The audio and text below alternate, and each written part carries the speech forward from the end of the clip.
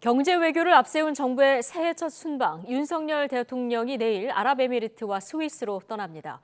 100여 개 기업과 관련 단체 등이 경제 사절단으로 동행하는데 어느 정도의 성과를 낼지 관심입니다. 박소정 기자입니다. 집권 2년차 윤석열 대통령의 새해 첫 순방은 경제에 초점이 맞춰져 있습니다. 우리나라 대통령으론 처음으로 국빈 방문하는 아랍에미리트에서는 방산 원전 분야의 수출 등 협력 강화가 키워드입니다.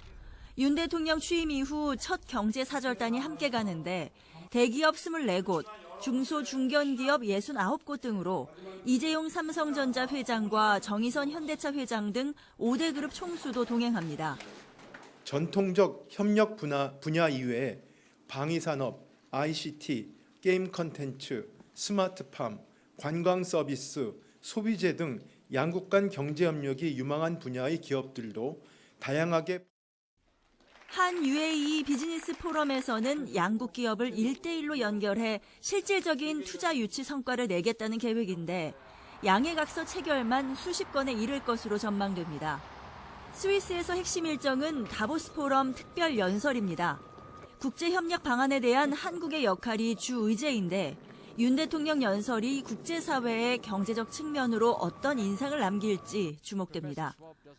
공급망 강화, 청정 에너지 전환, 디지털 질서 구현을 위한 국제 협력과 연대의기를 제시하고 이를 위한 한국의 주도적 역할과 의지를 국제사회에 각인시킬 것입니다.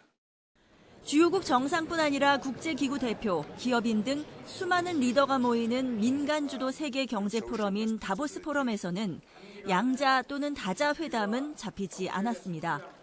연설 하루 전날 열리는 글로벌 CEO와의 오찬 간담회선 인텔, IBM, JP모건 등 유수의 글로벌 기업들과 한국의 투자 협력을 이야기할 것으로 보입니다.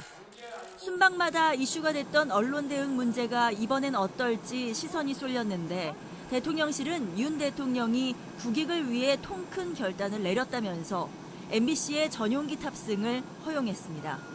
YTN 박소정입니다.